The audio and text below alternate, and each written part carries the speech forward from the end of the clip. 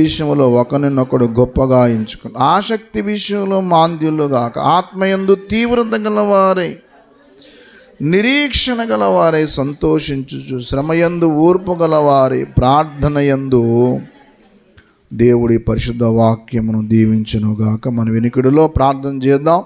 ప్రేమ కలిగిన మా తండ్రి, పరిశుద్ధుడా, జీవాధిపతి, సర్వ లోక రక్షకుడా, మానవుల ఎడల నీకున్న ప్రేమ, నీకున్న మమకారాన్ని బట్టి నీకు స్తోత్రం. అందుకే నీ వాక్యం ఇచ్చావు, నీ పరిశుద్ధ రక్తం ఇచ్చావు, నీ సహవాసం ఇచ్చావు, నీ సన్నిధి ఇచ్చావు. మా ద్వారా నీకు కలిసి వచ్చేది ఏమీ లేకపోయినా ఎందుకో ఎంతగా మమ్మల్ని ప్రేమించావు తండ్రి, నీకు స్తోత్రం. కన్న తండ్రి, ప్రత్యేక సమయంలో మరొకసారి నీ వాక్యం దగ్గరికి వస్తూ ఉన్నాం. మీరు మాతో మాట్లాడి మాకు కావలసిన మాట అందించమని మీరే దర్శించవలసిందిగా ప్రాధేయపడుతూ, యేసయ్య పరిశుద్ధ నామములో చదువుకున్న లేఖన భాగం మాతో మాట్లాడమని క్రీస్తు ప్రభువు పేరట స్తుతించి గణపరిచి వేడుకొనుచుంటున్నాము తండ్రి. అవును. సహోదర ప్రేమ విషయములో ఒకని యందు ఒకడు అనురాగము గలవారై, ఘనత విషయంలో ఒకరినొకరు ఏం చేయండి, అది సహోదర ప్రేమ విషయం. ఇదే మాట పేతురు పత్రిక 3వ అధ్యాయములో అక్కడ కూడా చెప్పాడు ఆ మాట. దయచేసి 8వ మాట చూడండి. పేతురు పత్రిక 1 పత్రిక 3:8, ఏక మనస్కులై ఒకరి సుఖదుఖములందు పాలుపడి. ఏ ప్రేమమ్మా? ఉదర ప్రేమ గలవారే. సహోదరుడు అంటే ఏంటి? ఒకే గర్భము నుండి పుట్టినవారు అని అర్థం. ఒకే గర్భము నుండి పుట్టినవారు అనే మాటకు అర్థం ఏంటంటే ఒక ఏక శరీరము గలవారు, ఒకే రక్తములో నుండి వచ్చినవారు. ఇది విషయం. ఆదాముకు భార్య ఎవరు? అవ్వ. ఆదాముకి సహోదరి ఎవరు? మాట్లాడమండి. ఆదాముకి భార్య ఎవరు? అవ్వ. మరి సహోదరి ఎవరు? అవ్వే. ఎందుకు? ఆదాము పక్కటెముక నుంచి వచ్చింది కాబట్టి ఆదాముకి సహోదరి అంటే ఎవరు చెప్పండి? ఒకే ఉదరంలోంచి వచ్చింది. అందుకే భార్యాభర్తలను గురించి మాట్లాడుతూ మీకు పరమగీతాలు కొంచెం కన్ఫ్యూజ్ అవుతారు. పరమగీతాల్లో నా ప్రాణేశ్వరి సహోదరి అన్నాడు. ఎవరు? ప్రాణేశ్వరి అంటే ఏంటో? అంటే ఏంటండి? ఏదోట్లే అబ్బాయి బాబు చెప్పయ్యా. ఏదోటైతే ఏంటంట? ఏమండి? నా ప్రాణేశ్వరి సహోదరి అంటాడు. ప్లస్ సహోదరి ప్రాణేశ్వరి. దయచేసి 4వ, ఇంకా చాలా చోట్ల ఉందనుకోండి. నానా అయ్యా చదవండి. ఆదిగది నా సహోదరి, నా ప్రాణేశ్వరి. చాలు చాలు చాలు, చాలా చోట్ల చెప్పుకుంటూ వచ్చాడు. ఏంటి ప్రాణేశ్వరి, ఏంటి సహోదరి, ఏంటి? బైబిల్ అంతా కన్ఫ్యూజ్ కాకపోతే. ఈ విషయం అర్థం కాకే చాలామంది కన్ఫ్యూజ్ అయ్యేది. అంటే ఇద్దరు భార్యాభర్తల యొక్క సత్సంబంధం అలాంటిదని. భార్య అంటే ఏదో అవసరం తీర్చుకునేదని కాదు. భర్త అంటే ఏదో అవసరానికి ఉపయోగపడేదని కాదు. దేవుడు ఆ బంధాన్ని చాలా ఉన్నతంగా ఉంచాడు కాబట్టి భర్త ఎడల భార్యకు, భార్య ఎడల భర్తకు ఒక కన్సర్న్ ఉంటుంది. అలాగే అన్నదమ్ములకి, అక్కజిళ్ళకి కూడా ఒక కన్సర్న్ ఉంటుంది. ఇప్పుడు నేను మీకు ఎలా ఉంటుందో చెప్తాను, వినండి, మీకు అర్థం అవడానికి. మన అన్నదమ్ములు ఇంట్లో ఏదైనా నష్టం జరిగిందో అనుకోండి, వాళ్ళు ఏడుస్తారా, మనం కూడా ఏడుస్తామా? ఏ వాళ్ళకు వచ్చే ఎమోషన్ మనకెందుకు రావాలి? వాళ్ళతో పాటు మనకు కూడా కళ్ళిండి ఎందుకు కూస్తే మరి? అంటే దేవుడు అది ఏర్పాటు చేశాడు. అలాగే భర్త బాధపడుతుంది అనుకోండి, ఇలా జరుగుతుంది చావరా అంటదా ఏ భార్య అన్నా? మాట్లాడరేమండి? ఏ ప్రేమించే భార్య అయినా భర్త బాధపడుతుంటే ఏం చేయాలి చెప్పండి? భర్తతో పాటు బాధపడదు. ఒకవేళ భర్త పోవాలనుకున్నదంటే ఏదో పొరపాట్లు ఉందని అర్థం. భర్తను హింస పెడుతుందంటే అలాగే భార్య బాధపడుతుంది అనుకోండి, దగ్గరికి వెళ్ళి ఏంటమ్మా ఎందుకు బాధపడుతున్నావు ఏమి అని జస్ట్ అలా చెయ్యేసి కాస్త కొంచెం నివిరితే భార్యాభర్తల దగ్గర భార్యాభర్తలు ఎలా ఉండాలో వాక్యం చెప్పింది. నేను ఒక సమస్య గురించి వెళ్ళా, ఇద్దరు భార్యాభర్తల గొడవ. ఈ ఎప్పుడైనా సరే మీరు ఎప్పుడన్నా ఏదన్నా సమస్య వినాలనుకున్నప్పుడు ఒకరి దగ్గర వినొద్దు. ఏం చేయాలా? ఇద్దరి దగ్గర వినాలా. ఒకరి దగ్గర చెప్తే నాదే కరెక్ట్ సార్, ఆమెదంతా వంకరండి అనుకోండి. అలాగే ఆమె దగ్గర విన్నాం అనుకోండి, నేనే కరెక్ట్ సార్, అతనంతా ఇలాంటి వాడు సార్ అంటుంది. అలా కాదు, ఇద్దరిని ఎదురుగుంట పెట్టి చెప్పండి ఇప్పుడు నువ్వు చెప్పు అని చెప్పి ఆమెను చెప్పండి అయ్యా చెప్పు నువ్వు చెప్పండి. ఒకసారి మేమును మోస అన్నయ్య గారు ఒక సమస్యకి వెళ్ళాం. మోస అన్నయ్య గారికి విషయం తెలియదు, నాకు తెలియదు. అయ్యా ఒక ఊరు వెళ్దాం అంటే అన్యుల వాళ్ళు. అయితే వెళ్తే మోస అన్నయ్య గారు వెళ్ళేటప్పుడు చాలా హింస పెడుతుంది అయ్యా అని మా వాడిని, ఈరోజు అటు ఇటు తేల్చేయాలి, మన ఇద్దరు వెళ్తే బాగుంటుంది చెప్తే మేమంతే కోపంతో వెళ్ళిపోయినాం. ఇవాళ అమ్మాయి తాట తీసేద్దాం. తీరా వెళ్తే ఏంటి తాట తీసేసేది, మా తాట ఊడిపోయింది. అంటే అర్థమే, వాళ్ళు ఏమనలేదు. కానీ తీరా ఆ అమ్మాయి దగ్గరికి వెళ్ళి మాట్లాడితే ఏంటమ్మా అంటే ఆ అమ్మాయి అప్పుడు అసలు చెప్పింది, అన్నయ్య గారు ఎవరన్నా వస్తే బాగుండని చూస్తూ ఉన్నాను,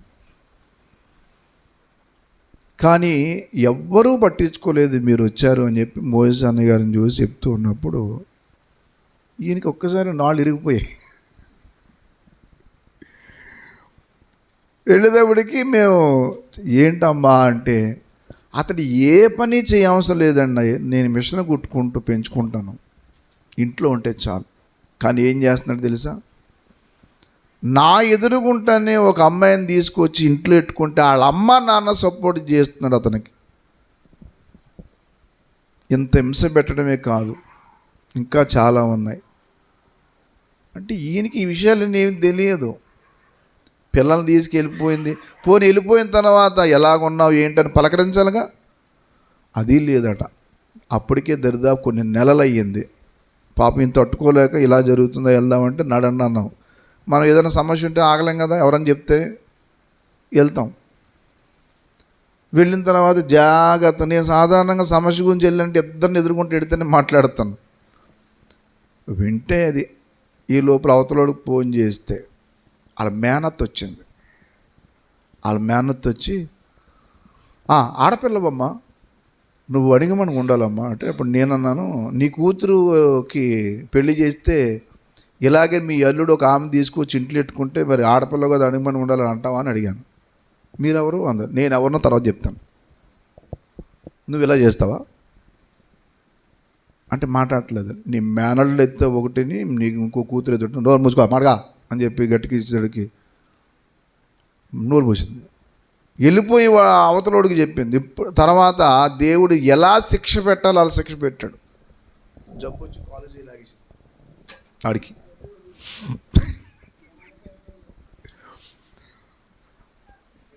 అలాగే కొంతమంది కొన్నిసార్లు నేను ఇదంతా ఎందుకు చెప్పాను, ఇప్పుడు అసలు కూడా ఏంటంటే సహోదర ప్రేమ, అంతే కదమ్మా. అది ప్రేమ అనే విషయం గురించి చెప్తున్నాను.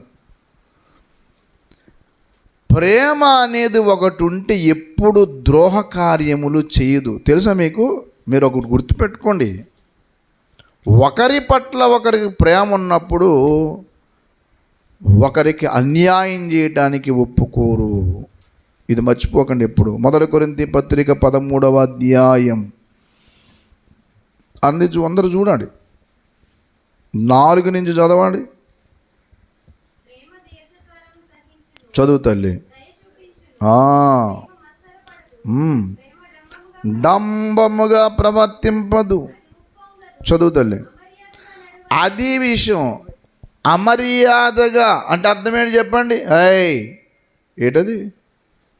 బైబిల్ మీద గీతట్టు కల అమర్యాదగా నడవదు, అది స్వప్రయోజమును. ఏ ప్రయోజనం అమ్మా? స్వప్రయోజనం అంటే అర్థం ఏంటి చెప్పండి? ఏ తల్లైనా వంట చేసిన తర్వాత తినేటప్పుడు ఆలోచన పిల్లలు గుర్తొస్తారు. అందుకని పెళ్ళైతే కాళ్ళుకని, పిల్లలు పుడితే నోటికి బంధం అంటారు. పెళ్ళైతే దేనికి?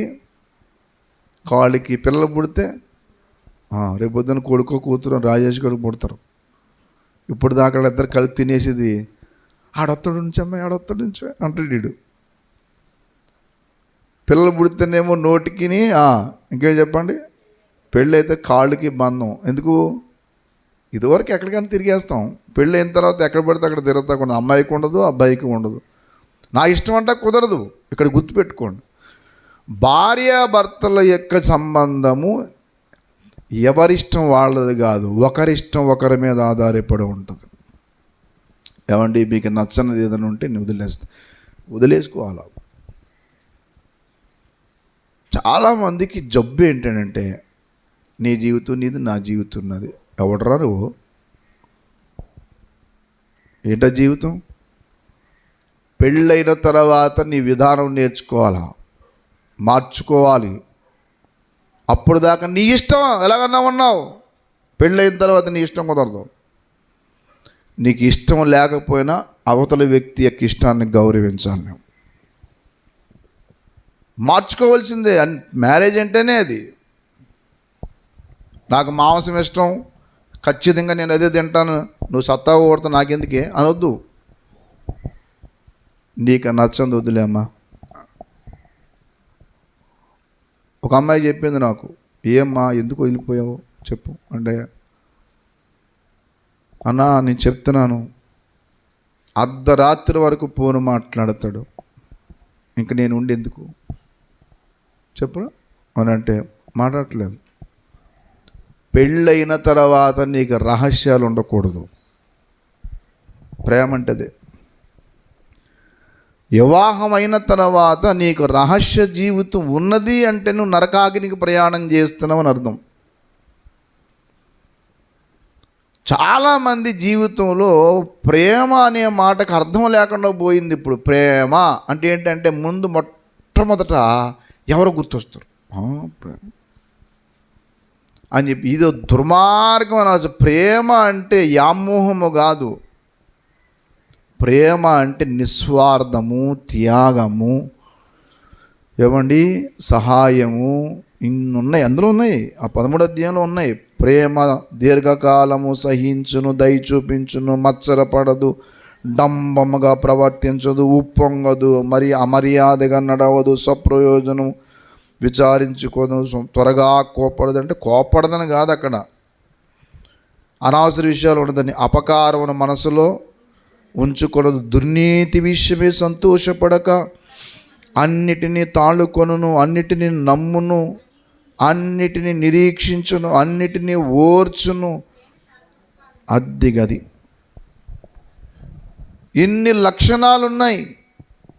అసలు నీకు ప్రేమ అనేది ఉందా అని ఎంత ప్రేమించడు. ఒక అబ్బాయి తాను సంపాదించిన నెలకి వచ్చి దరిదాపు 3-4 లక్షలు ఎంతో శాలరీ, ఇంకెక్కువేమో నాకు తెలియదు. ప్రతి కార్డు, ప్రతి ఏటీఎం కార్డు ఈమె చేతిలో పెట్టి ప్రతి పిన్ని చెప్పాడు. ప్రతిదీ. నేను అడిగాను, ఏనాయనా అలాగెందుకు చేసు, అన్నీ ఇచ్చుకుంటారు ఎవరైనా, కనీసం నీవు అంటే. ఆ అబ్బాయి ఒక మాట అన్నాడు. ఆ మాట భలే నాకు సంతోషమైంది.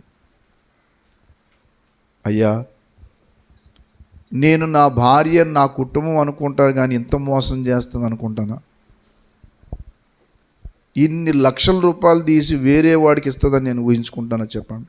అందులో 2 పిల్లలు, ఒక పాప బాబు. వాళ్ళు పోనీ చిన్నపిల్లలు, వాళ్ళు ఏమన్నా వాళ్ళకి ప్రతి తెలుసు. నా కొడుకు చెప్పే వరకు నాకు ఆడు అబ్జర్వ్ చేశాడు. డాడీ పలానోళ్ళు పనాళ్ళు వాళ్ళు వస్తున్నారు మన ఇంటికి, వాళ్ళు మంచోళ్ళు కాదు డాడీ అని ఆ అబ్బాయి చెప్తే ఇతనికి తెలిసింది. ఏం జరిగిందిరా అంటే, ఇక ఇలా చేస్తానని ఆ కుర్రోడు ఏం చూడలేదు అనుకున్నారు వీళ్ళు. పిల్లలకి జ్ఞాపకశక్తి ఎక్కువ. ఒకటి చూశారంటే లైఫ్ లాంగ్ బుర్రలో ఉంటుంది, అది పోదు. నా చిన్నప్పుడు చూసిన దృశ్యాలు ఇప్పటికీ నా కళ్ళ ఎదురుగుంటున్నాయి. అందుకే వాళ్ళు ఏదన్నా నేర్చుకోవాలని త్వరగా నేర్చుకుంటారు. మనం ఏదన్నా వేషాలు వేస్తే సరిపోద్దులు అనుకుంటే కుదరదు. పలానా రోజున పలానా సందర్భములో నా తండ్రి ఇలా ప్రవర్తించాడు, నా తల్లి ఇలా ప్రవర్తించాడు అని చెప్పి వాళ్ళ లైఫ్లో మైండ్లో ఉండిపోద్ది. వాళ్ళు సహించలేరు, అది ఒక వయసు వచ్చిన తర్వాత భరించలేరు, వాళ్ళని క్షమించలేరు. అది చేతులారా వీళ్ళు ఆ మనసులో వేసింది. అందుకని ఎప్పుడూ కూడా ఒక సంగతి ఎంత ప్రేమించాడంటే ఆ అబ్బాయి చేస్తే మొత్తం సర్వనాశనం చేసింది. ఎందుకో చాలా కాలంగా కనబట్టలేదని చేస్తే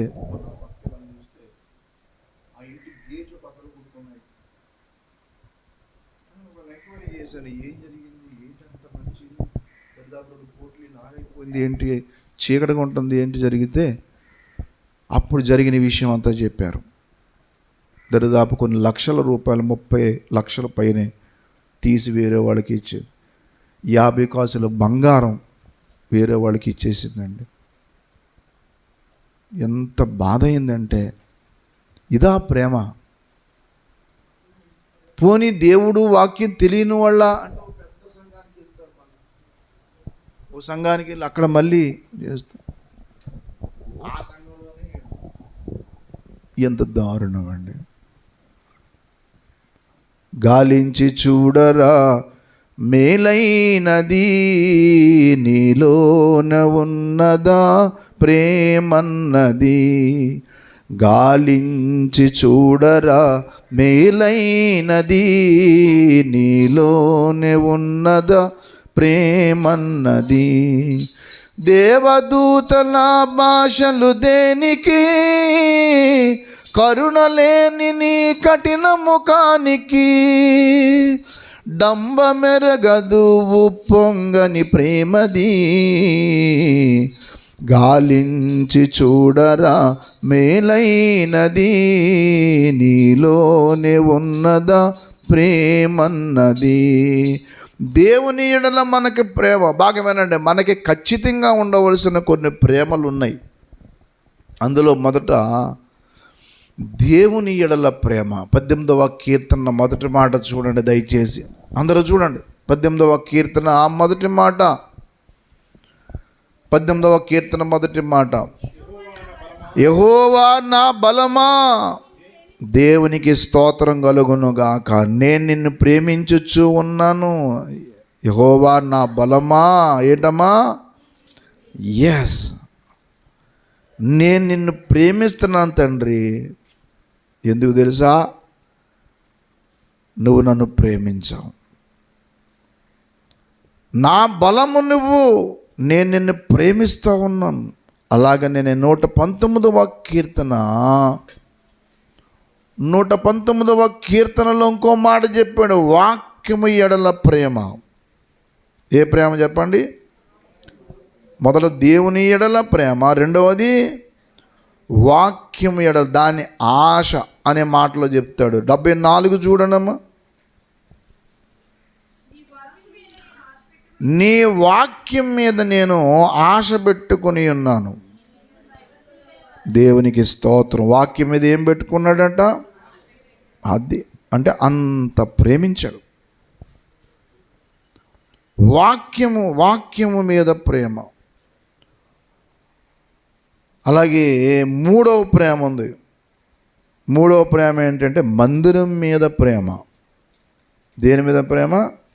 మందిరం మీద, దేవుని సన్నిధి మీద. 84వ కీర్తన మొదటి మాట చూడండి. 84వ కీర్తన మొదటి మాట. అధిపతివగు దేవా యెహోవా, ఎంత రమ్యములు చూడవలెనని ఆశపడుచున్నది అమ్మా. దర్శించుటకు నా హృదయము నా శరీరము అంతే, ప్రేమ ఉంటేనే ఆనందం ఉంటుంది. ఏం చూద్దామని? మందిరమును చూద్దామని. ఎందుకు? ఆ మందిరాన్ని ప్రేమించే వారికి అన్నీ మేలులే. మందిరాన్ని విడిచిపెట్టడం అనేది ఎప్పుడూ జరగకూడదు. అందుకని మొదట దేవుడి మీద ప్రేమ, రెండవది వాక్యం మీద ప్రేమ, మూడవది మందిరం మీద ప్రేమ. వాక్యము, బైబిల్ నువ్వు ప్రేమించినప్పుడు నువ్వు ఎంతమంది చెప్పినా, ఎవ్వరు చెప్పకపోయినా, నీకు ఎవ్వరు చెప్పవసరం లేదు. పిల్లల మీద ప్రేమ ఉంటుంది కాబట్టి వాళ్ళ కోసం లేచి అన్నీ తయారు చేస్తాం. ఎవరు చెప్పరు, పిల్లలకి అన్నం పెట్టావమ్మా అని చెప్పరు, ఎందుకంటే వాళ్ళ మీద ప్రేమ. భర్త ఎడల ప్రేమ, భార్య ఎడల ప్రేమ ఉండాలి. కుటుంబం మీద ప్రేమ పెట్టుకోవాలి, వ్యర్థమైన ప్రేమ పెట్టుకోకూడదు. రాత్రి ఆ సమస్య కోసం వెళ్తే ఆ అమ్మాయి ఒక మాట ఉంది, ఆ మాట చాలా బాధపడ్డాను నేను. అయ్యా, నాతో అతడు మాట్లాడి ఎన్ని నెలలయ్యిందో అడగ. నెలలేటమ్మా, కొన్ని నెలల నుంచి మెసేజ్ పెడుతున్నాడు. ఏదైనా కావాలంటే ఫోన్కి ఏం చేస్తున్నాడు? ఊరి ఎంత దుర్మార్గుడా, మెసేజ్ పెట్టడం ఏంటరా చెప్పు అంటే మాట్లాడట్లేదు, ఏదో చెప్తున్నాడు. ఎందుకు ఆ కుర్రోడి తరపున తీసుకెళ్ళారు నన్ను. తీసుకెళ్ళి ఆయన ఏమనుకుంటున్నాడంటే మావోడు వజ్రం కరెక్ట్, ఆ పిల్ల చాలా గయ్యాళి గంప అన్నాడు. ఏడు గయ్యాళి గంప, ఈడే రొంప, ఈడే.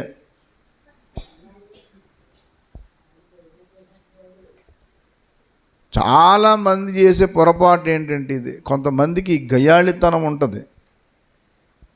గయ్యాళితనం అంటే అర్థం ఏంటంటే, ఒక మాట అంటే దాన్ని పట్టుకుని పదే రెట్టించి అదే పట్టుకుని చేస్తుంటారు, దాన్ని గయ్యాళితనం అంటారు. చెప్పిన ఏదైనా ఒక మాట ఎవరన్నా అన్నారనుకోండి, అంటాను పానవండి ఎందుకు వచ్చింది, దాని గురించి ఎందుకు, నీటికి ఊట తెగులు, మాటకు మాట తెగులు, మాట మాట్లాడితే ఎందుకు వచ్చిన గొడవ. అందుకే నేను సాధారణంగా పెద్దవాళ్ళు ఎవరైనా మాట అన్నారనుకోండి, ఏమన్నా మాట్లాడను అన్నారు లేదు. ఓసారి ఓ పెద్ద ఆయన నడి రోడ్డు మీద తిట్టాడు నన్ను, నడి రోడ్డు మీద. ఒకరి మాట విని నేనేంటి ఆయన గబుక్కుని అలా మాట అనేస్తే, ఎక్కడనుకున్నారు? బస్ స్టాండ్లో. ఆయన పోని చిన్నగా అంటే ఏం గొడవ లేకపోను, పెద్దగా అంటే అందరు నాయక చూస్తుంటే నేను మాట్లాడలేదు. ఎందుకు తిట్టాడనేది నాకు తెలుసు, ఎందుకు తిట్టాడని తెలుసు. ఒక వ్యక్తి నా మీద లేనిపోని అని నూరు పోస్తే తిట్టేశాడు.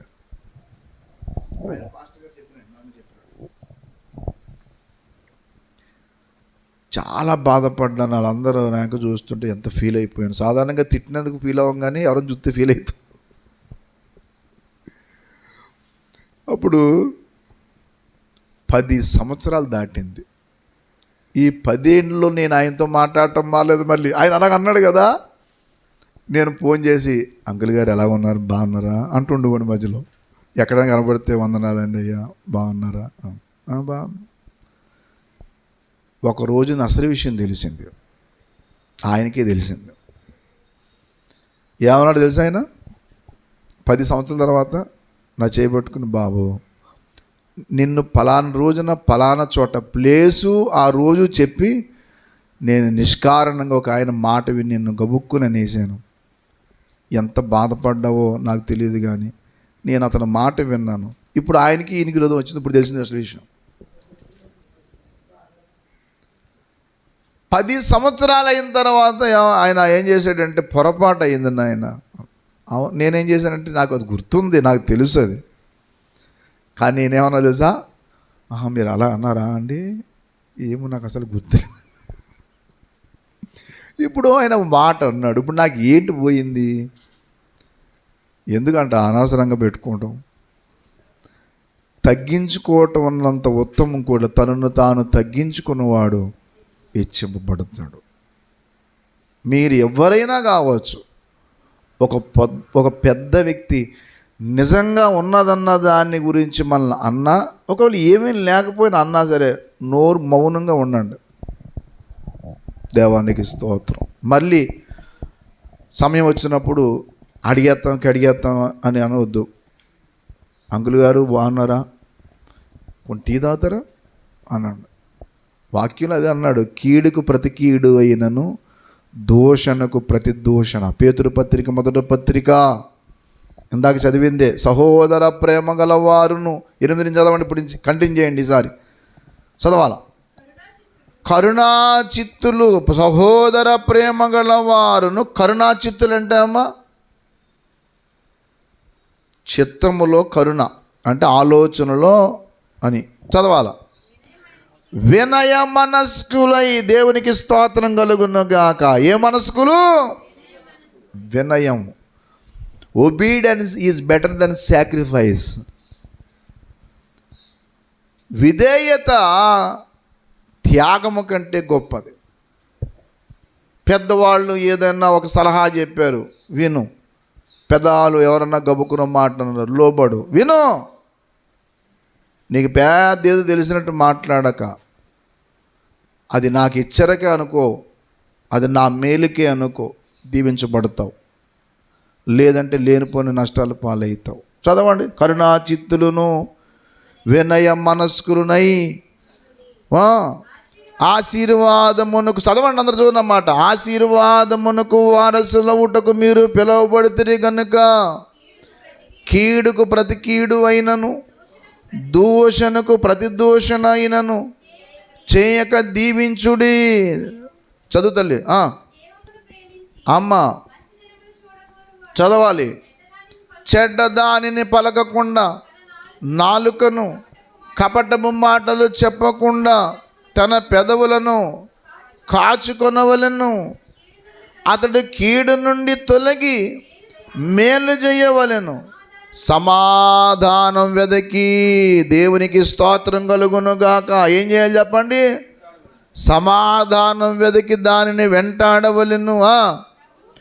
ప్రభు కన్నులు నీతిమంతుల మీదను, ఆయన చెవులు వారి ప్రార్థనల వైపున ఉన్నవి కానీ ప్రభు ముఖము కీడి చెయ్యి వారికి జాగ్రత్త. దేవుని ముఖమును విరోధం చేసుకోకు.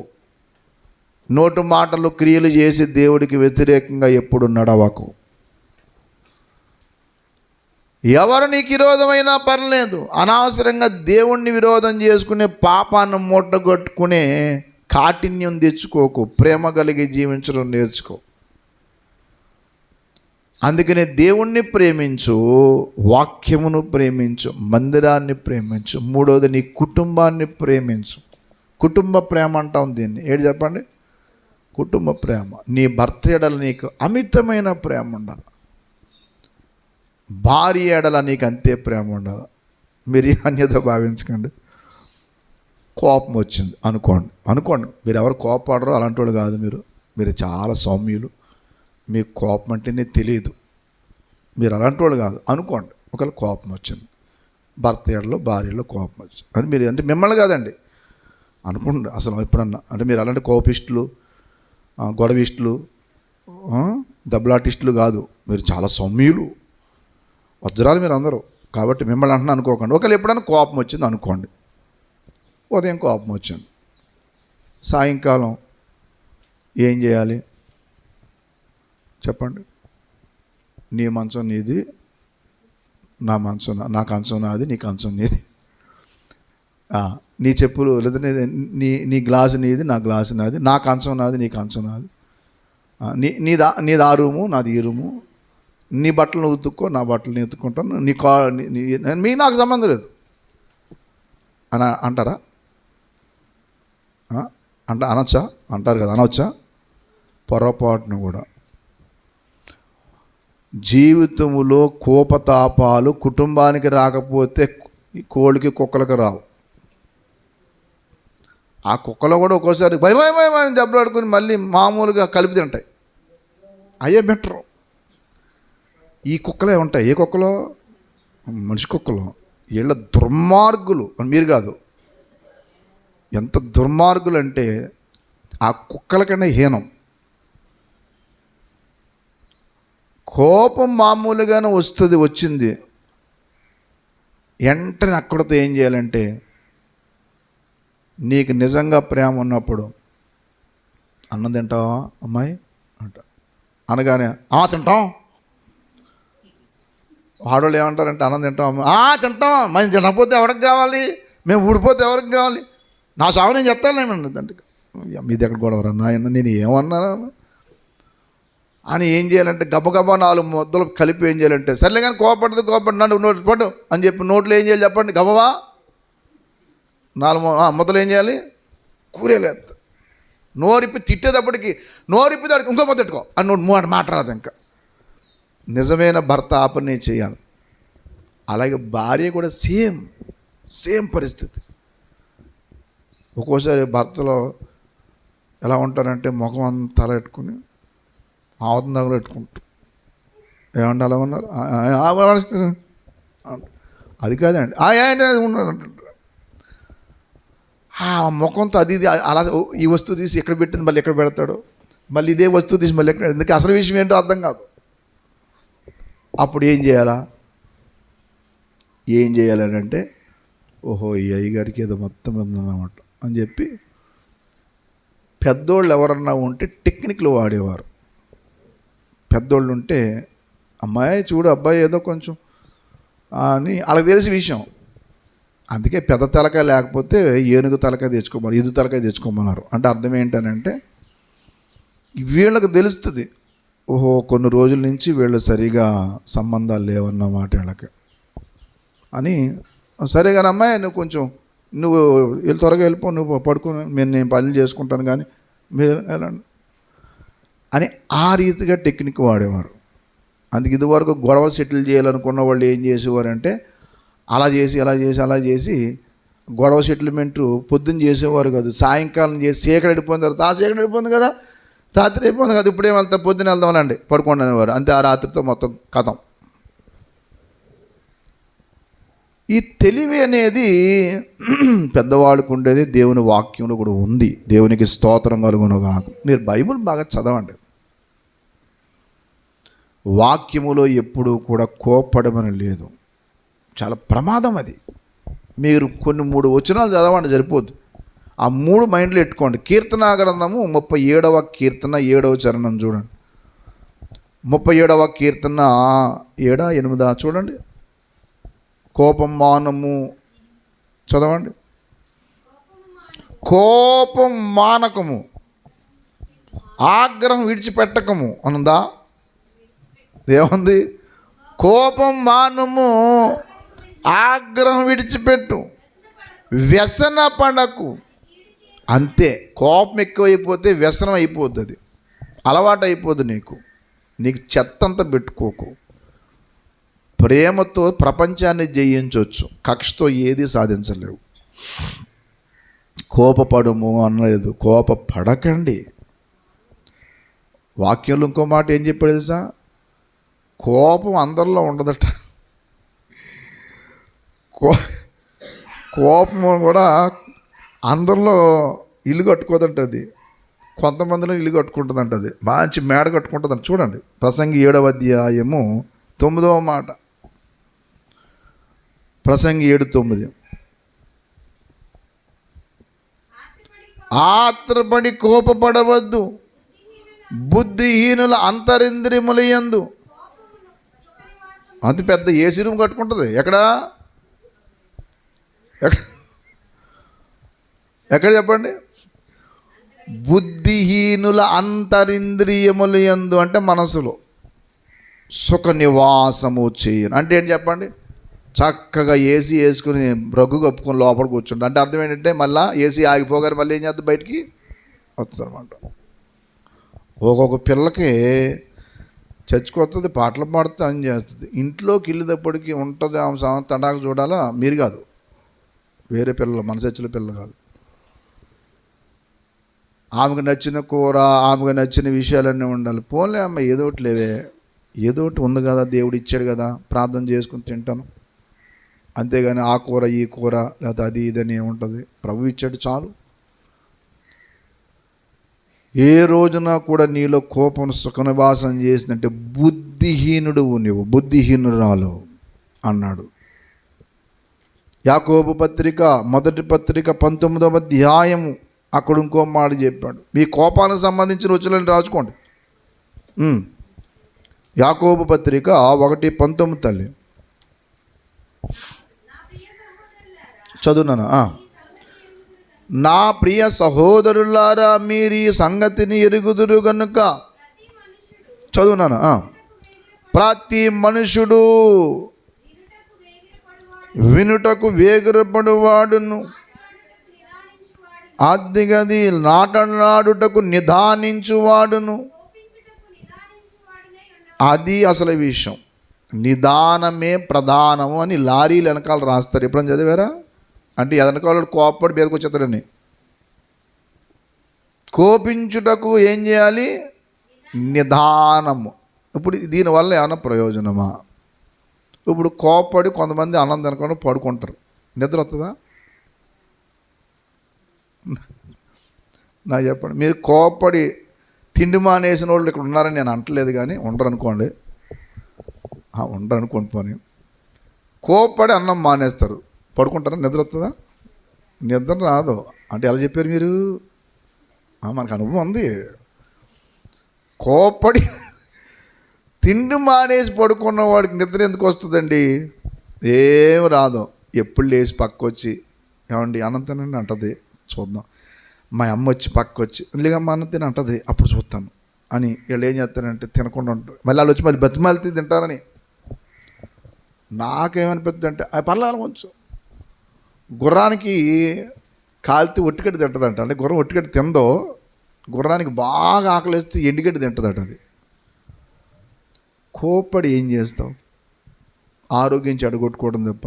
హై బీపీలు, హై షుగరు ఎవరికి ఉంటుంది తెలుసా మీకు? అంతే. వాళ్ళు ఎప్పుడు వాళ్ళ మీద ఆమ్లెట్ ఎత్తి ఉడికిపోద్ది అరిచేతిలో. అంత వేడిగా ఉంటారు వాళ్ళు. ప్రశాంతం ఉండదు వాళ్ళకి ఎప్పుడు. అందుకనే కోపించుటకు నిదానించువాడు, మాట్లాడుటకు నిదానించువాడనే ఉండాలి. ఎందుకనగా నరుని కోపము దేవుని నీతిని నువ్వు ఏది సాధించలేవు. అందుకనే కోపం వచ్చినా ఇమ్మీడియట్లుగా దాన్ని వదులుకోవడానికి ప్రయత్నం చేయాలి. 36వ అధ్యాయం యోబు గ్రంథం. కోపం ఎవరిలో ఉంటుందో ఇంకో విషయం చెప్పాడు. 13వ వచనం యోబు గ్రంథం 36:13. ఆయనను లోపట హృదయపూర్వకమైన భక్తి లేనివారు. అది నువ్వు భక్తి అనే దాంట్లో ఎందుకు క్రోధం ఉంటుంది, కోపం ఉంటుంది? నీకు భక్తి లేక ఆ జబ్బు. నీకు వచ్చిన జబ్బు ఏంటంటే అదే. భక్తి అనేది ఎప్పుడైతే ఉండదో నువ్వు క్రోధంతో ఉంటావు. క్రోధం పెట్టుకున్నవాడు భక్తిహీనుడు. వాక్యమే చెప్పవచ్చు, ఏదైనా చేసుకోవచ్చు. నీకు నష్టం కలిగే పని ఏమని చెప్పారో చెప్పు, అది ఉంచుకో, పర్లేదు. లేదు నీకు నిజంగా వాళ్ళ ద్వారా నష్టం ఉంది, అప్పుడు దూరం పెట్టు వాళ్ళని. నిజం.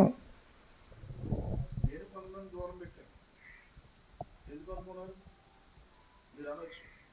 నేను ఈ వాక్యం చెప్తాను, నాకు మన సూపర్ సొంత వ్యక్తులు ఇంటికి రావట్లేదు. ఏం తెలుసా? నడి రోడ్డు మీద కనీసం నన్ను సేవకుడని కూడా చూడకుండా దారుణంగా మాట్లాడారు.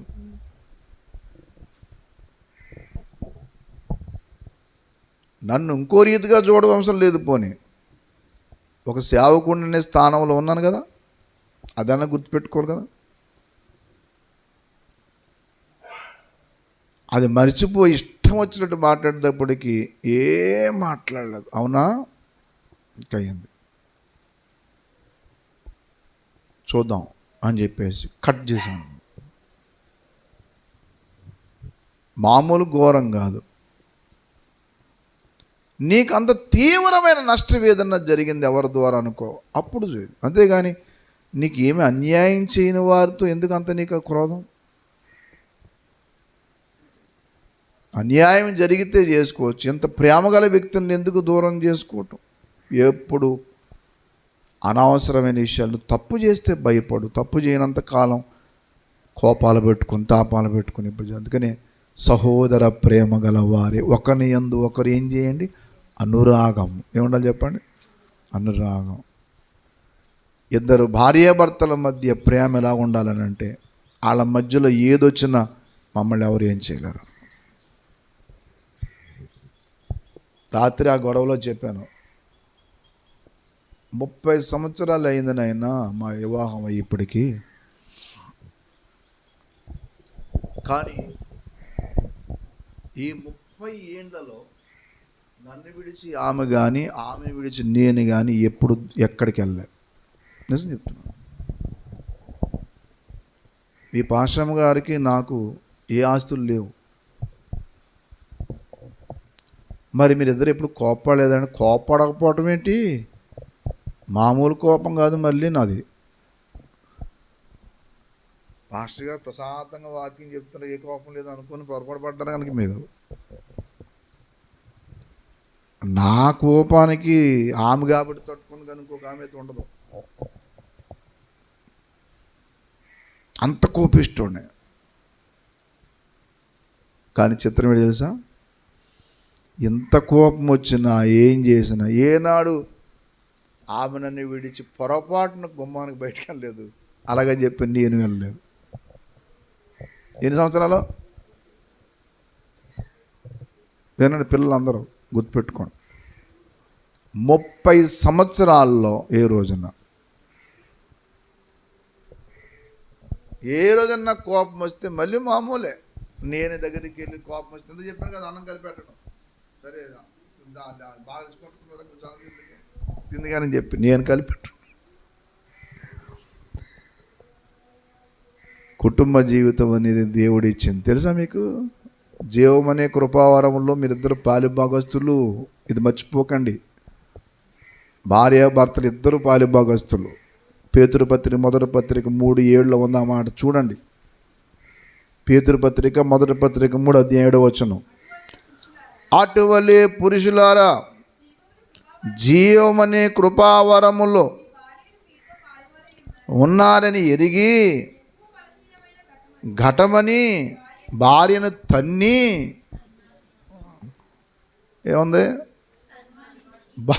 భార్యను సన్మానించి మీ ప్రార్థనలకు అభ్యంతరము, తప్పు చేస్తే తంతం.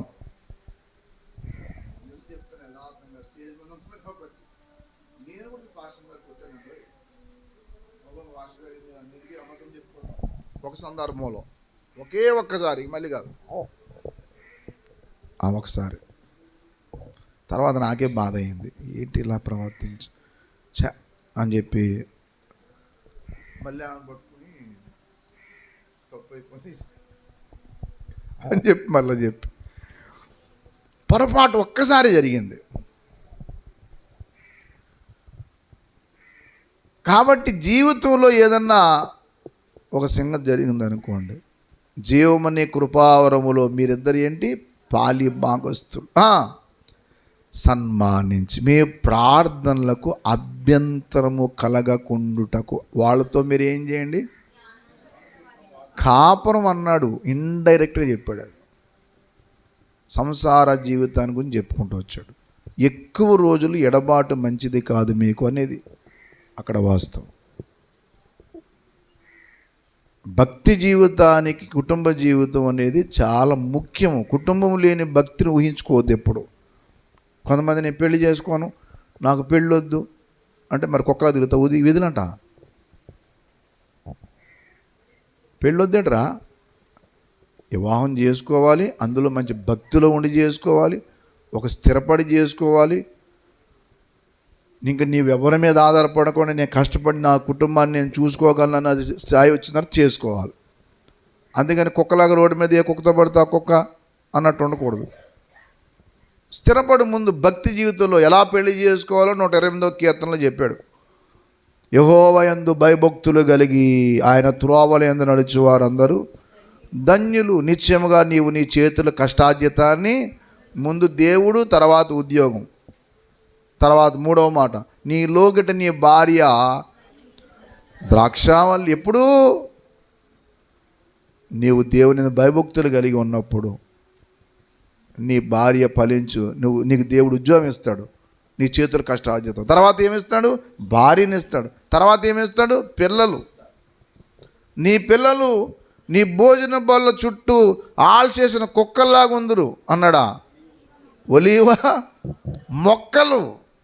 ఏంటి చెప్పండి? కొంతమంది పిల్లలు కుక్కలు, మొక్కలు కాదయ్యి, కుక్కలే. వాళ్ళకు ఒక క్రమశిక్షణ అనేది ఏమి ఏడుస్తుంది? కుక్కల కన్నా బెటర్, ఒక క్రమశిక్షణ ఉంటాయి.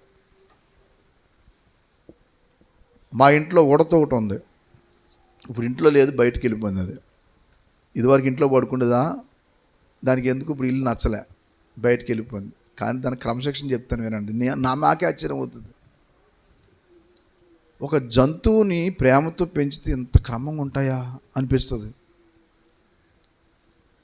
అది ఇప్పుడు ఇంట్లో పడుకోవటం మానేసింది. అది దానికి ఎందుకో ఇంట్లో ఉంచేస్తారని భయం పట్టుకుందేమో, బయటికి వెళ్ళిపోయి చర్చిలో పడుకుంటుంది అక్కడ మొత్తం. కానీ ఉదయం, మధ్యాహ్నం, సాయంకాలం భోజనంకి వచ్చేద్ది. సరిగ్గా ఉదయం 6 దాటగానే వచ్చి ఆ గుమ్మం దగ్గరికి వచ్చి కేకలేస్తుంది. అప్పుడు బ్లెస్సాక ఏం చేద్దాం అంటే ఏదైనా పట్టుకెళ్ళి పెడుతుంది. మళ్ళీ మధ్యాహ్నం ఆకలిస్తే మళ్ళీ వస్తుంది, సాయంకాలం ఆకలిస్తే మళ్ళీ. ఆకలి అయిపోతే రాదు అది. అప్పుడు నేను అనుకున్న, ఏంటి అసలు ఒక జంతువుకి ఎంత క్రమశిక్షణ దేవుడు అలా నేర్పాడు. మళ్ళీ అరుస్తుంది మీకు చూడకపోతే, పట్టించుకోకపోతే కేకలేస్తుంది. జంతువుకి కేకలు దేవుడు ఎంత క్రమశిక్షణ పెట్టాడు. నీకు ఉండొద్దు, ప్రార్థన ఉండొద్దు, వాక్యం ఉండొద్దు. ఆ ప్రేమ చూడండి, దానికి అన్ని చోట్ల ఎక్కడెక్కడో తిరిగి వస్తుంది, తీరా ఇంటికి ఇక్కడికి వస్తుంది. మరి ఏ ఇంటికి ఎందుకు వెళ్ళి చెప్పండి? అది అంటే ఇంటికి వెళ్తే నాకేం పెడతారు? జంతువుకు ఒక ప్రేమ ఉంది. నీకు నీ వ్యక్తుల పట్ల ఎంత ప్రేమ ఉండాలా? ప్రేమ ఉంటే నువ్వు ఏదన్నా తప్పులు ఎందుకు చేస్తావు? ప్రేమ అనేది ఉంటే ఎందుకు పొరపాటు చేస్తావని. ప్రేమ అనేది లేక నీ ఇష్టం వచ్చినది తిరుగుతూ ఉంటావు. ప్రేమ ఉంటే ఇచ్చలవిడిగా ఉండవు. ప్రేమ ఉంటే నీ ఇష్టం జీవించవు. అందుకనే ఒకటి, దేవుని మీద ప్రేమ పెట్టుకుంటే దేవుణ్ణి ఎప్పుడు విడిచిపెట్టవు. వాక్యం మీద ప్రేమ ఉన్న వ్యక్తి వాక్యాన్ని ఎప్పుడు మర్చిపోరు. బైబిల్ మర్చిపోరండి. నువ్వు చదవటం మర్చిపోరంటే అర్థం ఏంటంటే దేవుని వాక్యం ప్రేమ లేదు. అలాగే నీ భార్య మీద, నీ భర్త మీద ప్రేమ ఉంటే వాళ్ళు ఎందుకు మర్చిపోతున్నావు? వాళ్ళు మర్చిపోయి ఎందుకు విచ్చలవిడిగా తిరుగుతావు? చెయ్యవు. దేవుడు మందిరం పట్ల ప్రేమ ఉన్నప్పుడు మందిరాన్ని ఎప్పుడు నిర్లక్ష్యం చెయ్యవు. మందిరానికి వెళ్ళాలి, ప్రార్థన చేయాలండి. నా ఊరు కోసం, నా పిల్లల కోసం, నా బిడ్డల కోసం నేను విజ్ఞాపన చేయాలి. ఆ మందిరంలోనే ప్రార్థన చేస్తాను. కుటుంబం పట్ల ప్రేమ ఉన్నవాడు ఎక్కువ రోజులు ఉండలేడు. ఎక్కువ రోజులు ఉండదు. ఎక్కడ నువ్వు ప్రేమ పెట్టుకుని వెళ్ళి చూడ, ఎందుకు ఏం చేయవద్దు. ఏ రోజున కూడా దూరం అవ్వలేవు. ప్రేమ లేక విచ్చలవిడితనం వస్తుంది. ప్రేమ లేక ఇష్టం వచ్చిన జీవిస్తుంటారు. యేసయ్య మనల్ని ఎంత ప్రేమించాలి? దేవుడు లోకముని ఎంతో ప్రేమించెను, క్రీస్తు మనలను ప్రేమించి అంటాడు వాక్యంలో. ఎఫెసీ పత్రిక 5వ అధ్యాయం మొదటి 2 వచనాలు చదవండి, ప్రార్థన చేసుకుందాం. ఎఫెసీ పత్రిక 5వ అధ్యాయము మొదటి 2 వచనాలు చూడండి. కావున మీరు ప్రియులైన పిల్లల వలె దేవుని పోలి నడుచుకొనుడి.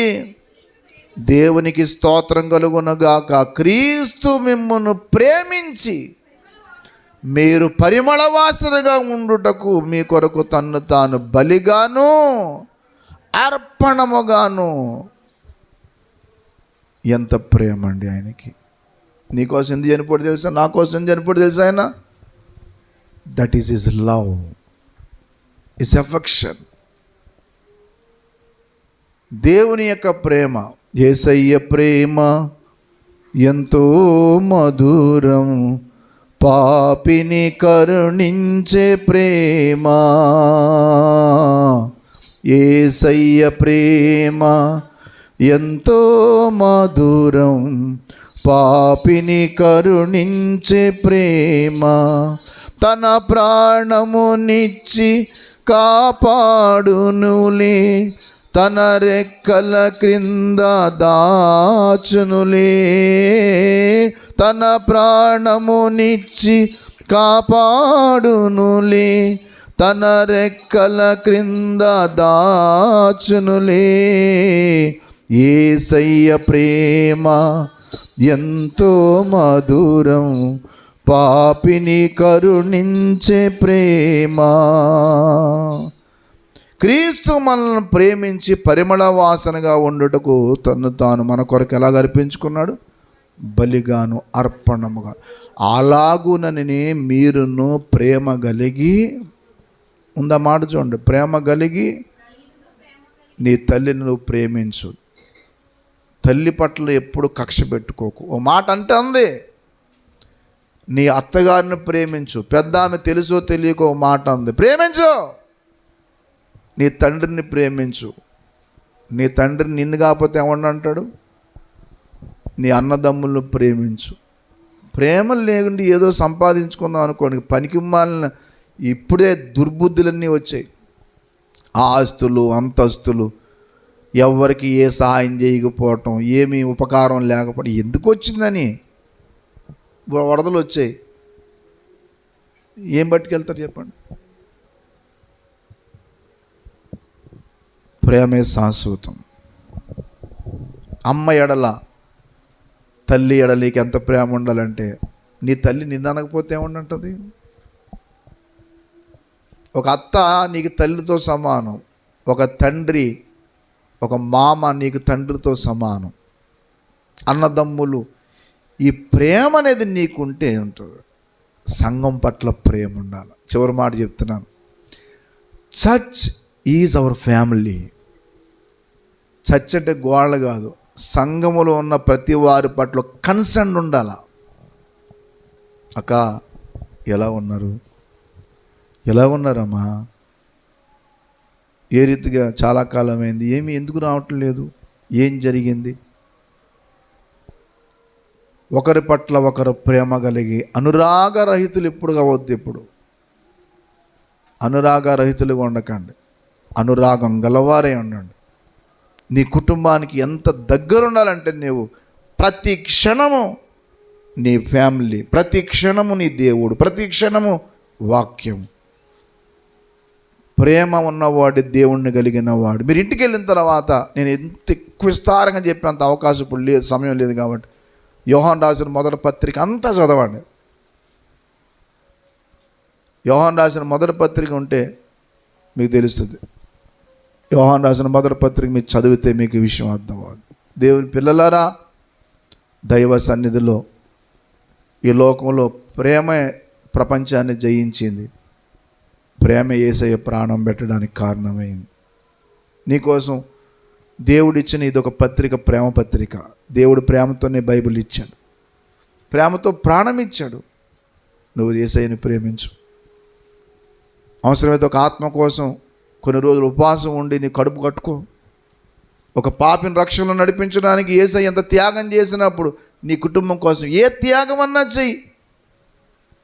నువ్వు దేవుడి ద్వారా దీవించబడతావు. అటువంటి కృపలు ఎదుగుదాం. దేవుడు ఆ భాగ్యం మనందరికీ దయచేయను గాక. ప్రార్థన చేసుకుందాం. మోకరించండి.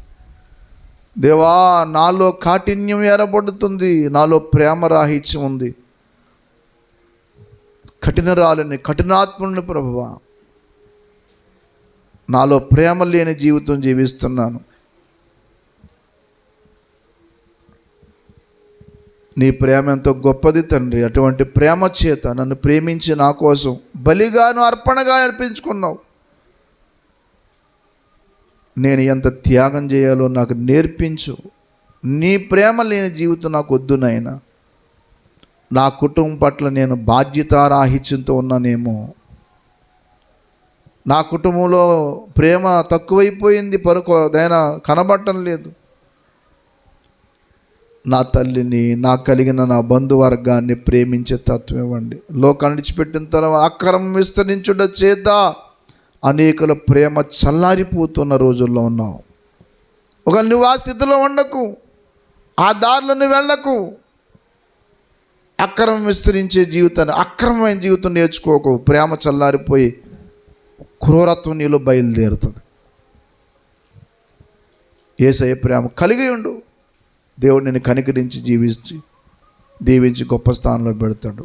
ప్రేమ కలిగిన తండ్రి, పరిశుద్ధుడా, యేసయ్యా, నువ్వు నన్ను ఎంత ప్రేమించావయ్యా, నా కొరకు ప్రాణం ఇచ్చావు తండ్రి. సంఘం పట్ల నా బాధ్యత నేను ఇప్పుడు మర్చిపోకుండా నీ ప్రేమతో, నీ ప్రేమ కలిగి జీవించడానికి హెచ్చరిక చేస్తూ ఉన్నావు. అలాగే సంఘ బిడ్డలు కూడా నిన్ను, నీ వాక్యాన్ని, నీ మందిరాన్ని, కుటుంబాలని, వారికి కలిగిన వారిని ప్రేమించే తత్వం నేర్పించు. డబ్బు ఈ లోకంలో ఏది, ఆస్తులు అంతస్తులు స్థిరం కాదు, కానీ ప్రేమ ఒకటే శాశ్వతం అన్నావు. అటువంటి ప్రేమ కలిగిన బిడ్డలుగా సంఘాలకు వస్తున్న బిడ్డలందరినీ నిలబెట్టు. వ్యర్థమైన వాటిని ప్రేమించి నిన్ను ప్రేమించని హృదయాలు ఎవరికన్నా ఉంటే వారి జీవితాలను మార్చండి. నన్ను, మమ్మల్ని ప్రేమించి నువ్వు ఎంతో త్యాగం చేశావు. అటువంటి త్యాగపూరితమైన ప్రేమ మా అందరికీ దయచేయండి. నశించిపోతున్న వారి పట్ల నువ్వు చూపించిన ప్రేమ మేము చూపించి అనేక మంది రక్షణ నడిపించే భాగ్యం మాకు దయచేయమని యేసయ్య పరిశుద్ధ నామములో స్తుతించి కనపరిచి వేడుకొంచుంటున్నాం తండ్రి. ఆమేన్.